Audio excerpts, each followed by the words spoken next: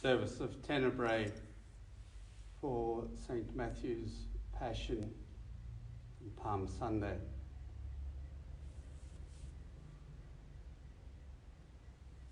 Blessed Judas Iscariot went to the chief priests and said, "What will you give me if I betray him to you?" And they paid him 30 pieces of silver. And from that moment he began to look for an opportunity to betray him. On the first day of unleavened bread, the disciples came to Jesus saying, "Where do you want us to make preparations for you to eat the Passover?" When it was evening, he took his place with the 12, and while they were eating, he said, "Truly I tell you, one of you will betray me." And they became greatly distressed and began to say to him one after another, "Surely not I, Lord." He answered, "The one who has dipped his hand into the bowl with me will betray me. The Son of Man goes as it is written of him, but woe to that one by whom the Son of Man is betrayed. It would have been better for that one not to have been born." Judas, who betrayed him, said, "Surely not I, Rabbi." He replied, "You have said so."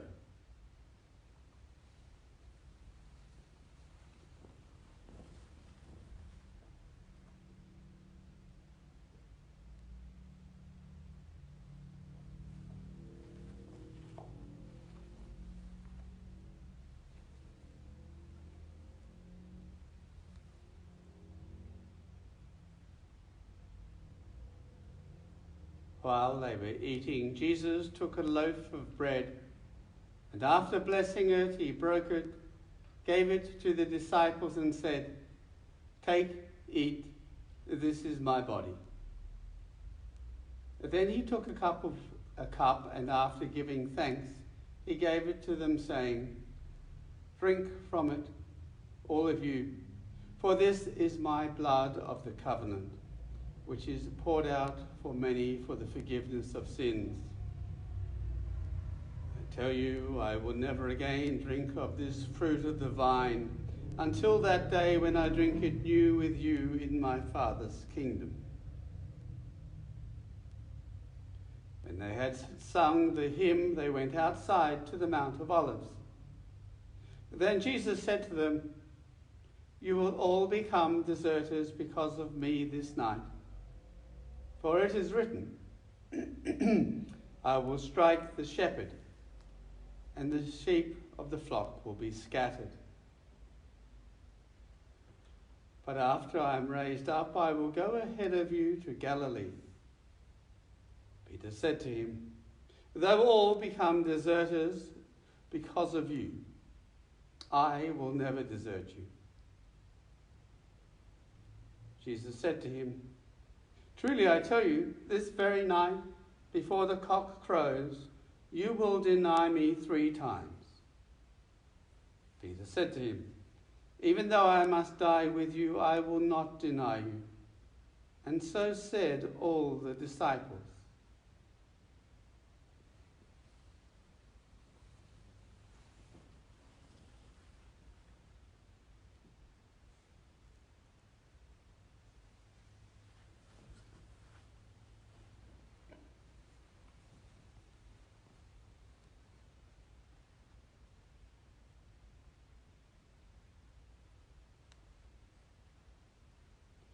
Then Jesus went with them to a place called Gethsemane, and he said to his disciples, "Sit here while I go over there and pray."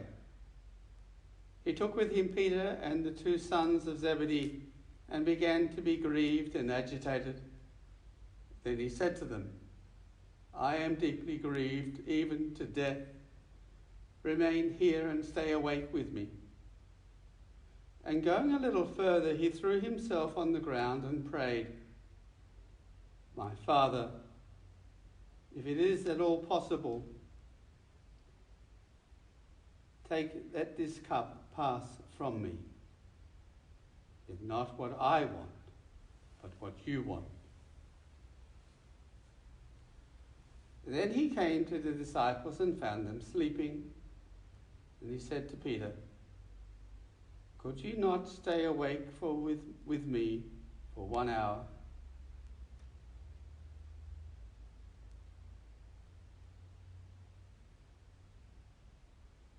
So leaving them again, he went away and prayed for a third time, saying the same words. Then he came to the disciples and said to them, "Are you still sleeping, taking your rest? See, the hour is at hand. The Son of Man is betrayed into the hands of sinners. Get up, let us be going. See, my betrayer is at hand." While he was still speaking, Judas, one of the 12, arrived. With him was a large crowd with swords and clubs from the chief priests and the elders of the people. Now the betrayer had given them a sign, saying, "The one I will kiss is the man. Arrest him." At once he came up to Jesus and said, "Greetings, Rabbi," and kissed him. Jesus said to him, "Friend, do what you are here to do." And then they came and laid hands on Jesus and arrested him. At that hour Jesus said to the crowd, "Have you come out with swords and clubs to arrest me as though I were a bandit? Day after day I sat in the temple teaching, and you did not arrest me. But all this has taken place, so that the scriptures of the prophets may be fulfilled." Then all the disciples deserted him and fled.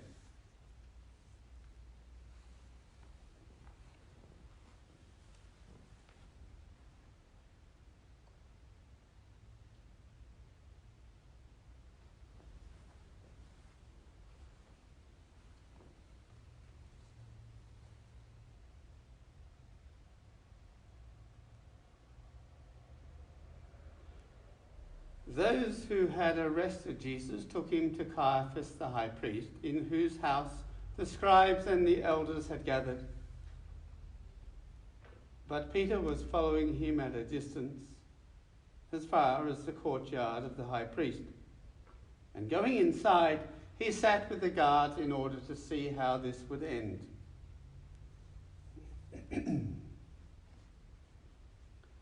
Now Peter was sitting outside in the courtyard. The servant girl came to him and said, "You also were with Jesus the Galilean." But he denied it before them all, saying, "I do not know of whom you speak."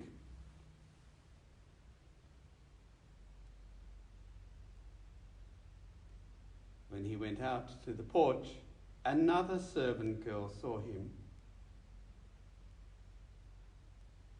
And she said to the bystanders, "This man was with Jesus of Nazareth."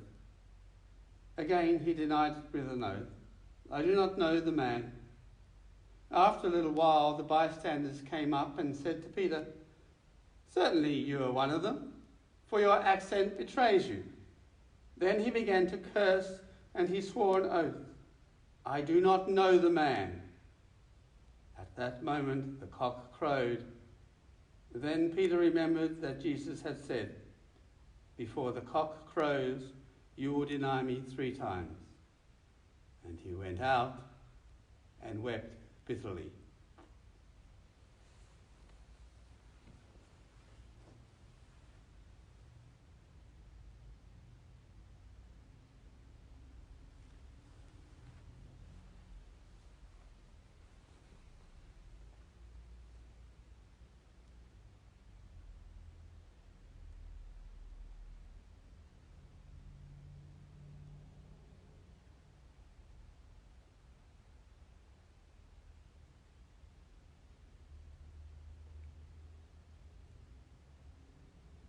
Now the chief priests and the whole council were looking for false testimony against Jesus, so that they might put him to death. But they found none. For though many false witnesses came forward, the high priest stood up and said, "Have you no answer? What is it that they testify against you?" But Jesus was silent. Then the high priest said to him, "I put you under oath before the living God. Tell us if you are the Messiah, the Son of God." Jesus said to him, "You have said so, but I tell you, from now on you will see the Son of Man seated at the right hand of power and coming on the clouds of heaven." Then the high priest tore his clothes and said, "He has blasphemed. Why do we need witnesses? You now have heard his blasphemy. What is your verdict?" They answered, "He deserves death." Then they spat in his face and struck him, and some slapped him, saying, "Prophesy to us, you Messiah. Who is it that struck you?" When morning came, all the chief priests and the elders of the people conferred together against Jesus in order to bring about his death. They bound him, led him away, and handed him over to Pilate, the governor.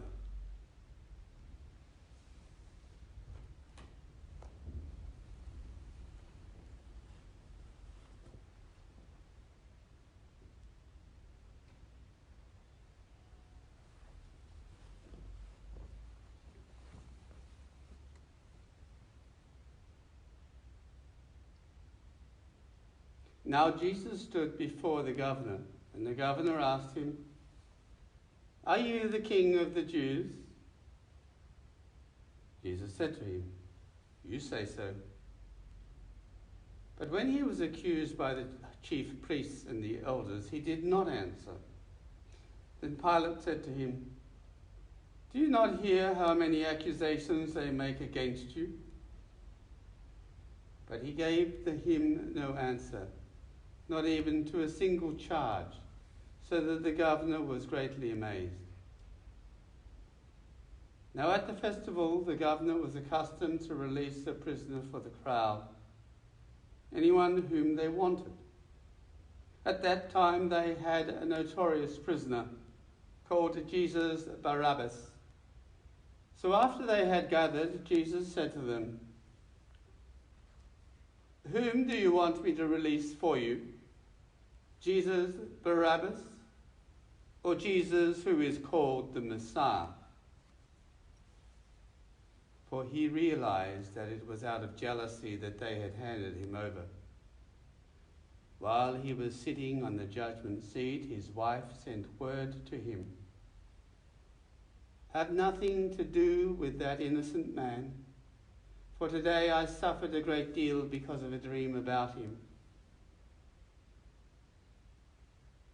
Now the chief priests and the elders persuaded the crowds to ask for Barabbas and to have Jesus killed. So when Pilate saw that he could do nothing, but rather a riot was beginning, he took some water, washed his hands before the crowd, saying, "I am innocent of this man's blood. See to it yourselves." Then the people as a whole answered, "His blood be upon us and on our children." So he released Barabbas for them, and after flogging Jesus, he handed him over to be crucified.